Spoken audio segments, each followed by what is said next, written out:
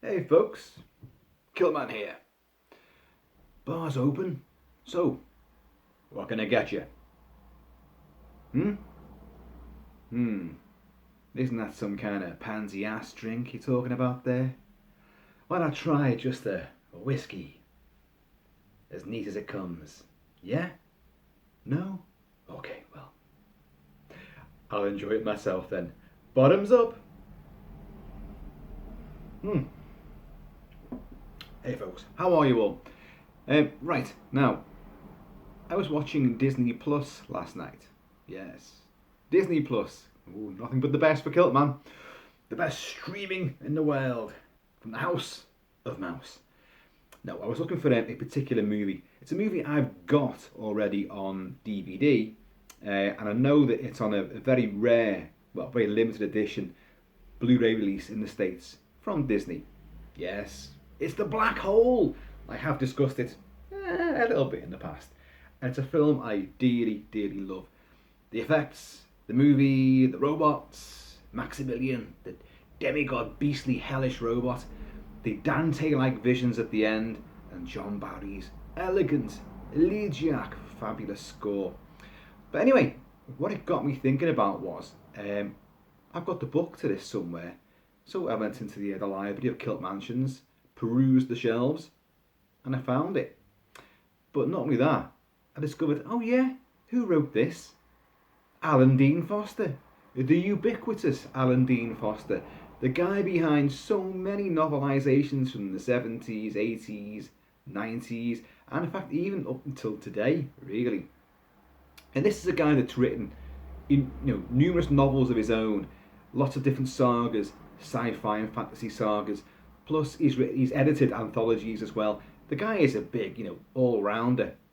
And when I look back at the collection of Alan Dean Foster novelisations that I've got, oh wow, it brought back so many memories of getting these things when you were a kid. Because back in the days, I've discussed this before, you didn't always have a video recorder. You didn't have the means of watching a film over and over again. So you got the books, you got the photo novels, you got the soundtracks. Oh man. Or if you were, in my case, you went to cinema every day for about 15 years and watched them over and over and over again. But so I've got a little assortment of books here. So it's another little trip down memory lane, but also to celebrate a guy whose writing is truly extraordinary.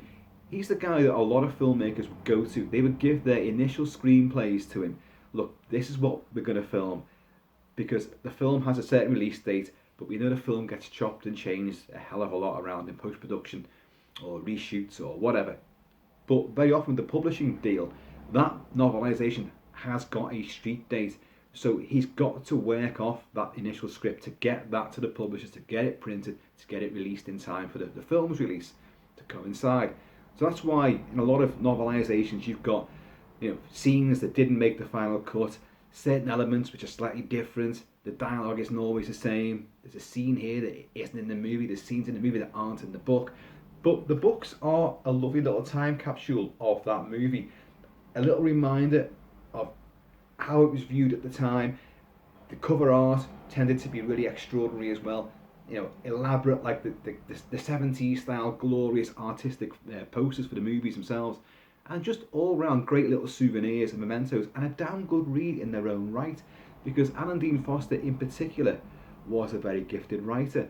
And to turn a screenplay into a fast paced, moving, exciting story on the written page, and to give the characters you see on the screen a little bit more depth, just a little bit more, without going overboard. And just because being a writer myself, the urge is to invest a bit more of your input, to change things a bit more, to deviate here and there, and to just give a lot more depth where it really isn't required. So your job is to tell the story, elaborate a little bit to make it a juicier read, perhaps, to make it easier, But, so, I've got a few here just to have a little look. Now, famously, of course, and this is the tip of the iceberg, folks, I've actually got more than this, but well, if you saw that video I did in the library, you'll know what kind of disarray that's in. Like all of my life, it's all over the show. So, Alien, yes, he did the fantastic novelisation of Alien, and this is the original publication of it as well, with the glorious photos in the middle of it.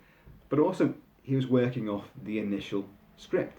So in this, you do have Brett and Dallas's bodies being cocooned up in the little sub-chamber that Ripley finds and then turns the flamethrower on them. That creepy sequence there, which of course when you read the book you were like, oh God, why has it got that in there? It's not in the movie. And then of course you found out that, oh, it should have been in the movie, and now you can see it. Awesome stuff. And to go along with that, because he wrote Aliens, he wrote Alien 3, and I do believe Alien Resurrection, and I do believe Alien Covenant as well. I don't know about Prometheus, I don't know if he did that one. But Aliens too. Now, and in this, of course, you've got where Ripley finds, what's his name? Burke. You know, the company shitheel, the one who's going to betray them. You know, the company man. You can never trust that motherfucker, can you? But she finds him, you know, he's been cocooned in that as well. So again, you've got the extra scenes there. You'll find that Alan Dean Foster focused on science fiction. His own fiction was science fiction and fantasy. It really wasn't horror. He didn't stray into horror with one huge exception. Well, I mean, you could say Aliens and Alien is horror, but it's, you know, it's on that borderline thing. I mean, they're monster stories, but they're sci-fi and they're horror and, you know, whatever. But there is one in particular which definitely straddles that sci-fi horror divide, with one tentacle perhaps primarily in the horror element. It's debatable, of course. He also wrote a lot of the Transformers novelizations as well. So, you know, the guy could, you know, diversify, and he wasn't afraid to, you know, lend some quality to shit, you know. Otherwise. Okay, here we go. He did a lot of Star Trek stuff as well. Star Trek the Motion Picture, there's a novelisation there. What you will notice underneath is a novel by Gene Roddenberry. Gene Roddenberry, of course, needs no introduction. He created Star Trek. But he did not write this book. A lot of times, especially during the 70s and 80s, the film creators would lend their name to every little item that came out to do with the movie. Like, it could be a plush action figure or something. A Captain Kirk figure by Gene Roddenberry. But he didn't make it, you know. So he didn't write that book. Alan Dean Foster did. And that's a damn good read as well, because he adds a fair bit into it as well. There's an introduction, like a preface by James Tiberius Kirk, and it's atmospheric. There's a lot of elements in here which are not in the movie, like these little devices so they can, Starfleet officers can actually sort of sense things around the universe. Because Kirk picks up on the Klingon battle at the start with V'Ger. So there's a lot of elements which, you know, the film, Star Trek, the slow motion picture. Actually, I'm a real big fan of that movie. I think it's tremendous. Because it is a work of art. It's a gorgeously atmospheric, slow moving, dreamy, mysterious movie. It is not the action Star Trek, it's the cerebral Star Trek. We got the action next in the best Star Trek ever, Star Trek II: The Wrath of Khan. And no, Alan Dean Foster did not write the novelisation for that. It was Vonda B. Shepherd or something. Because I've got that upstairs. That's a good one. But while we're talking about, you know, lending your name, or rather borrowing someone else's name and actually doing the work yourself. Anyone remember this little 70s sci-fi curio? Yes, Star Wars. Now, you'll see there, and I think even when you get this now, it's seemingly written by George Lucas. You know, the guy, the filmmaker, the visionary filmmaker, who can't fucking write anything worthwhile. The scripts are awful. Lots of yippies and, oh, Jesus, shite. He did not write this. Alan Dean Foster wrote this. But Alan Dean Foster said, I don't mind the fact that, you know, it's got someone else's name on it. Because he doesn't need the kudos for it as well. He knows he didn't create Star Wars. And he says George Lucas did create Star Wars. So it's only right that his name is on there. Don't know. Because the dialogue in this book is far better than what you hear in the movie. And the pacing is also better in the book than what it is in the movie. And it's got lots of the scenes which would always cut out, like, where Luke's meeting his other mates, before he meets Ben Kenobi and all that stuff. Like, and of course you've got Jabba the Hutt in there as well. So, now, interestingly enough, a lot of you will know this already, but in case Star Wars wasn't the big success, there was already plans for like another movie, another story afterwards. Yes, I know George Lucas says, originally I envisaged, 9 stories. And if you believe that shite, you'll believe anything. The success of Star Wars was as much a shock to him as to anybody else. He may well have had, little penciled outlines for Luke Starkiller or Anakin Starkiller, or whatever the original bloody name was like. And but he didn't really think that this was going to go into massive fruition and become the juggernaut, the cosmic juggernaut that it turned out to be. But in case there was some success and they'd have to do another film but bring the budget down a bit, they had a smaller, insular story. And this is where the whole thing about, Lucas having this all mapped out, it clearly fucking wasn't about Darth Vader being his dad, not being, in love with Princess Leia because in actual fact they're brother and sister, because what turned up next was this. And a great story it is too. Splinter of the Mind's Eye. A great title as well. Look on that cover there. Look at that. It's beautiful, isn't it? And as you can see, it's all done in exactly the same sort of style as Star Wars. Look at it. Because that was the official sequel to Star Wars initially. And it's Luke and Leia together and in love on the jungle planet of Mimban, where they have to find this crystal which is going to save the universe. I don't know, actually I can't know what it's going to do, but they do meet Darth Vader again, and Luke's now a much more highly trained Jedi, and they'll have lots of battles and skirmishes there, and a big confrontation with Destiny with Darth Vader. And it's really good, and like Star Wars, the novelisation, it's surprisingly violent.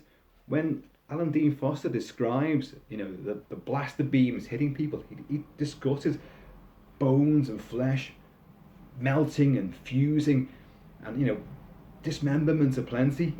He does. This is what's going to happen if a high intensity laser bolt hits human flesh, carbon based flesh. Weirdly enough, after mentioning ghostwriting these books for famous filmmakers, I always thought that this one, Close Encounters of the Third Kind, that this novelisation wasn't really by Steven Spielberg, as it says there, that Alan Dean Foster wrote it. I was wrong. It actually genuinely is Steven Spielberg that wrote this. Even though the way it's written, it does smack of Alan Dean Foster. Because as a kid, I remember thinking, they're lying. That's Alan Dean Foster. I was convinced of it. I was wrong. But so there's the exception. But if you look at it, look how similar these things are, the way that they're done. I love these old books. The great poster there. These flash tags across the covers. The colour schemes on them. Oh, they're wonderful. Wonderful.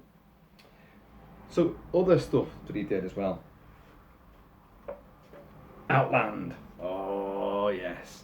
Peter Hyams' awesome movie Outland. Sean Connery. High Noon in Space. Again, we have, Alan Dean Foster. Now a major film. And you have pages and pages of, in this case, black and white photographs and stills. Still very good though.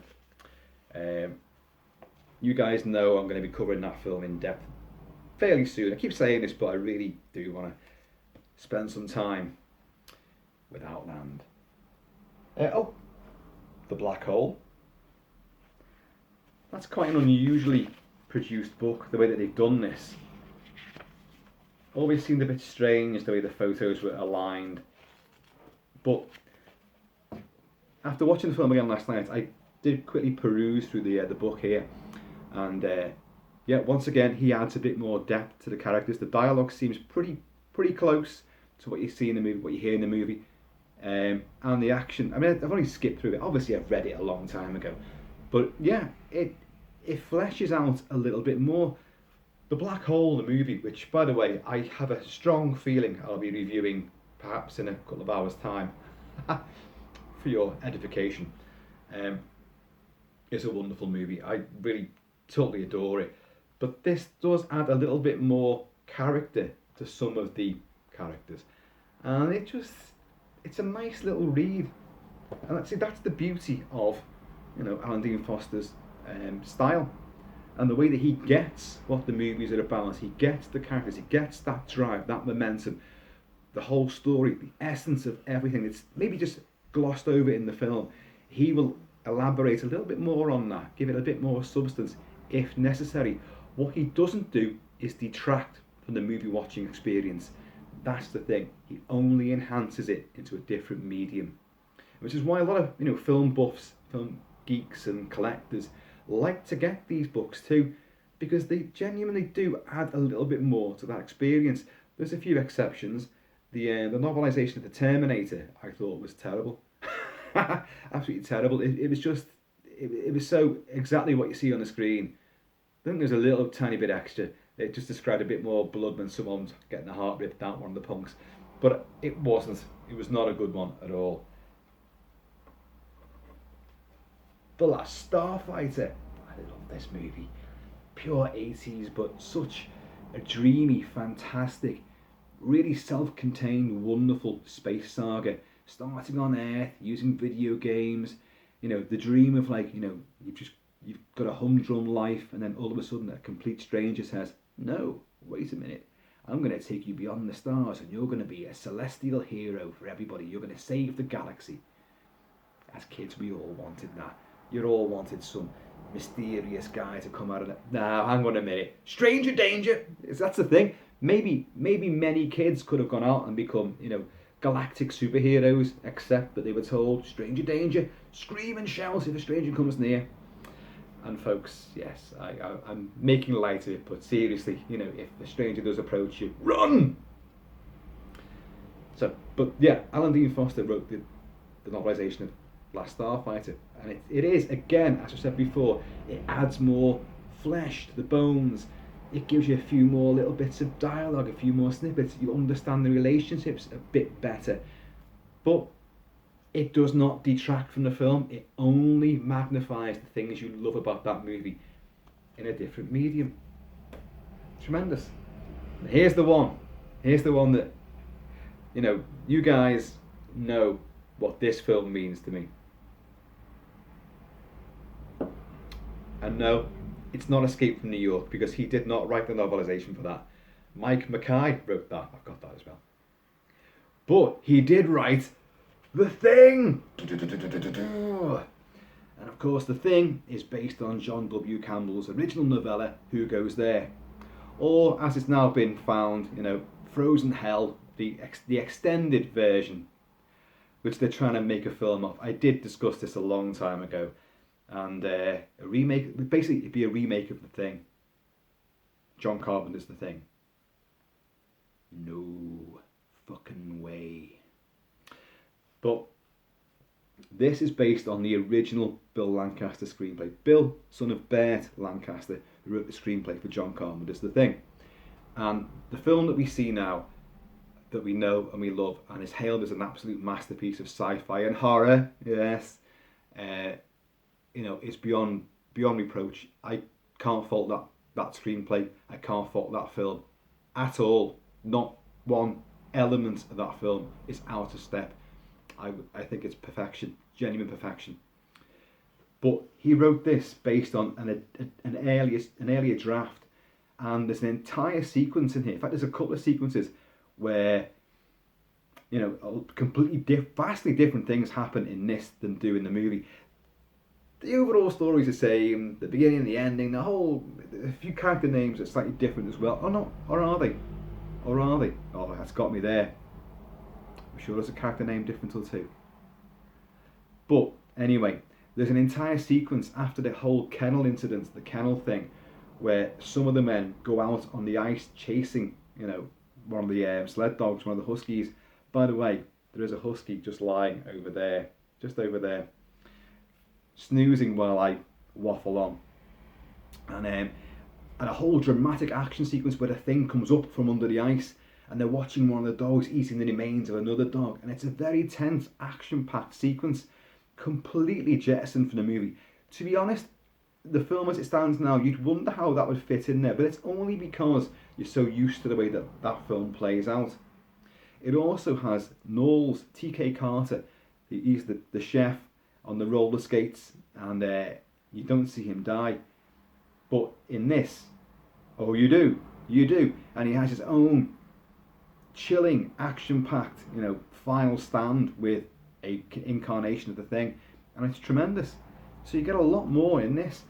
But what I did discover with this particular book, now I know when I got this, I would be, and when it came out in 82, so I would be, 11, something like that. And I got this, sorry, I'm watching people going past. I'm waiting for a package to arrive, aren't I always? And it's been fucking delayed. Parcel Force, you can suck on that, you bastards. You've completely fucking ruined all the the build up to getting this particular mystery package. Let me down. Should have been here yesterday. Should have been here on my birthday, which was last Friday, and they dicked around with all that, and it's still not here today. So anyway, hey. Like Alan Dean Foster, I've put flesh on the bones of this video. I've added a little bit there, which probably wasn't necessary, but there you go. But yeah, something I noticed about this, I have no idea why it happened, why it was done, or even who did it. But if you look there, can you see lots of lines are underlined? Lots of the print is underlined in blue biro. What the hell for? Let's have a little look. But it definitely got to someone.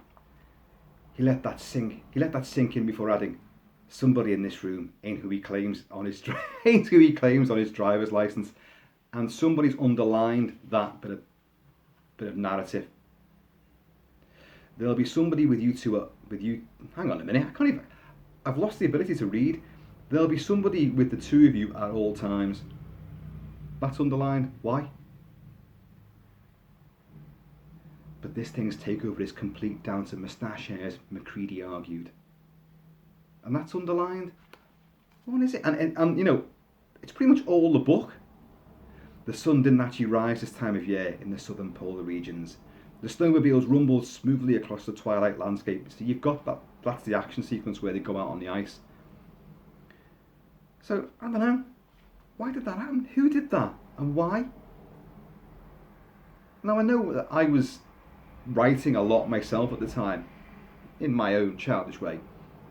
And then my writing got worse and worse as I got older. So I was reading books avidly and learning how to write and structure and tell a story, build character, add depth, and pace and excitement when necessary. But I would not have done that, and I don't recall ever lending this out to anybody. So who the hell did that? As you can see, there's a fair bit of wear and tear on this. I have several versions of the original John W. Campbell Who Goes There novella in an anthology of Campbell's stuff. I've got its own little tiny slivered version of the story, and I think it's in another couple of books as well. Wonderful stuff. I love the back of this as well. It fell from the sky and lay buried in ice for 100,000 years. Soon it will be free. 12 men trapped in the Antarctic. 11 discover the intruder. 10 battle the alien force. 9 agonize for the answer. 8 desperate to be spared. 7 consumed one by one. 6, 5, 4, 3. They will all die unless anything stops the Thing. The new classic of alien terror. £1.25. Now, there are other ones as well upstairs. I've got Clash of the Titans somewhere as well. And, what else? I'm sure I've got another Star Trek one as well. Buried up there in all the tomes and stacks of manuscripts up there. But Alan Dean Foster, sir, I raise a glass to you because you are a champion. You are definitely a facet of literary fantasy and also extending the beauty and the addiction and obsession we all have with fantasy, horror, sci-fi and movies, because you've added to that the value of films no end. The only one I can think of which steps out of this particular genre of sci-fi, horror, fantasy is Pale Rider, the Clint Eastwood novelisation of the film. I don't know how he came to do that one, but you know, branching out a little bit there, sir, and he's still going. Long may it continue. So he did Alien Covenant. He's done the Transformers movies as well. So I don't know. There could be a lot more in the offing. Fabulous, fabulous writer and a great grafter. You know, it just became such a thing. Like, oh, great new films coming out, and then I'd go to the bookshop. In my case, it would be a bookshop called Albertsons in Wallasey Village, and I'd go in there. Oh, have you got? Is there a book of blah blah blah yet? And John Alberston would go, oh, let me have a little look for you. Let me just attach my false leg. Oh, you mean this? Yes. And you'd see Alan Dean Foster, and you'd go, yes, because you knew it was going to be good. So, folks, there you go. The Thing, The Last Starfighter, The Black Hole. Oh, yes. Outland. I remember in school, I used to have Outland with me a lot, even though I've read it a million times. I don't know why, I was addicted to reading this one over and over again. And that's what it does. That's what good writing and good capturing of a character and a story does. If you're a film addict, like I know a lot of you are, like you certainly know that I am, you had it in your bag or in your pocket and you boy, you dig it out. Nowadays, just get your phone out, you watch the movie because you've got it there, you can stream it, it's all there. It's all too easy these days. Yeah, well, I'll have to move that one. It's not part of this. I recommend that, by the way, Splinter the Mind's Eye. I am nowhere near the Star Wars fan I once was. In fact, mostly I can't stand Star Wars anymore. But I would take that over any George Lucas inspired fucking thing now. That's a good read as well. Fast, dynamic, full of action. Splendidly eerie and creepy. Fabulous stuff. Folks, there you go. That was a little video inspired by watching The Black Hole last night and getting really fixated upon it again and thinking, yeah, but Alan Dean Foster, we can't leave you out, can we? So, once again, here's to you. So folks, I'll be back a bit later on with The Black Hole. Sadly, not with a mystery unpackaging, which hopefully now might be tomorrow, but who knows. With Parcel Force, maybe it's been sent via a black hole, because that's what seems to have happened. Anyway, folks, in the meantime, and indeed the in-between time, please take it easy. Please be careful out there. Please wear a smile. If that's all you've got to wear, then wear that well. And I'm going to see you all later. It's going to have to reach over here.